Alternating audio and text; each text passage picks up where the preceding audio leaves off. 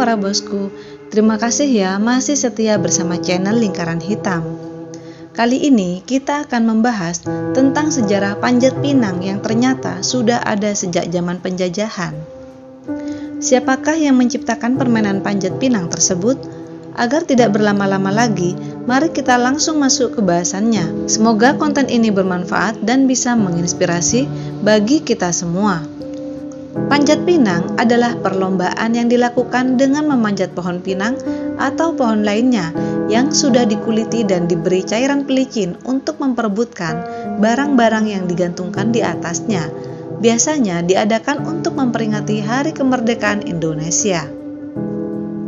Perlombaan ini merupakan salah satu lomba tradisional yang populer pada perayaan Hari Kemerdekaan Indonesia.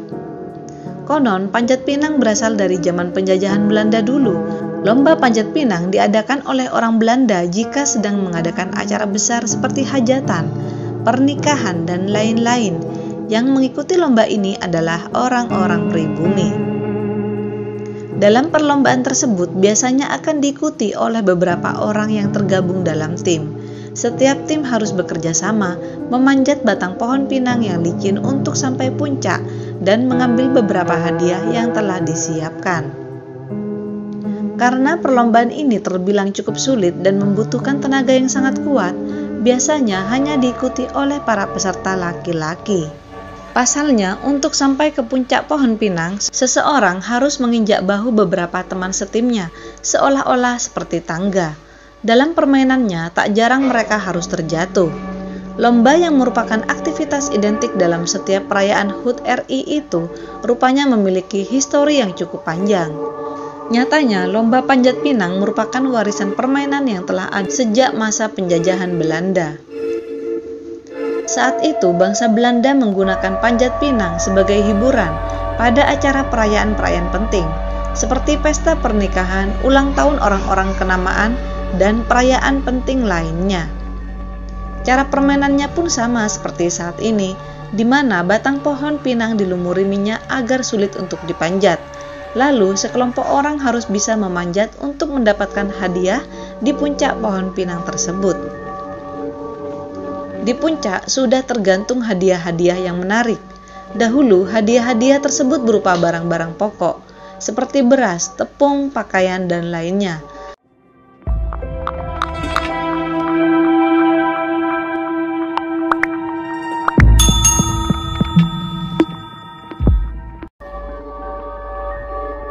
Peserta lomba harus berusaha keras untuk mendapatkan barang-barang pokok tersebut, karena pada zamannya barang itu memiliki nilai yang sangat mahal.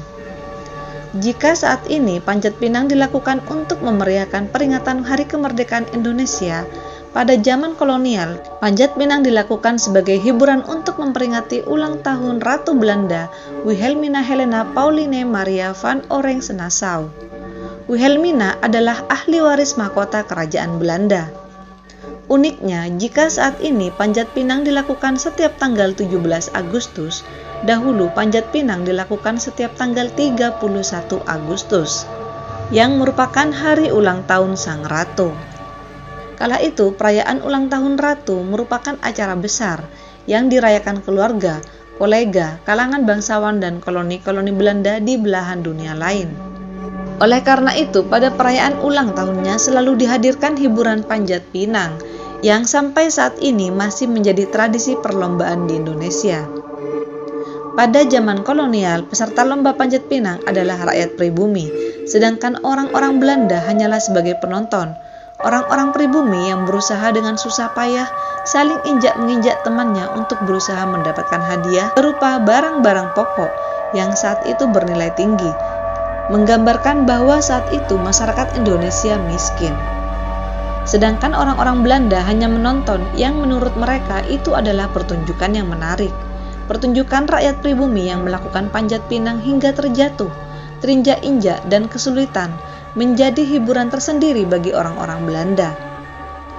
Latar belakang histori panjat pinang itu pun membuat Pemkot Kota Langsa, Aceh sempat melarang lomba panjat pinang pada perayaan HUT ke-74 Republik Indonesia yang lalu.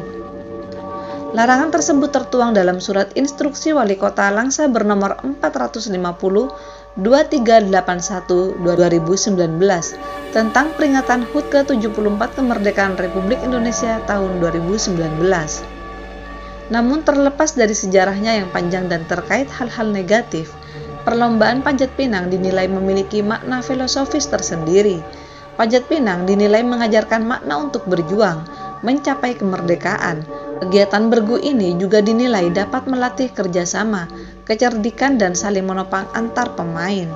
Selain itu, tradisi Panjat Pinang juga dapat menyingkirkan ego pribadi untuk mencapai kemerdekaan dan mengajarkan bahwa hasil kemerdekaan harus dibagi rata dalam masyarakat.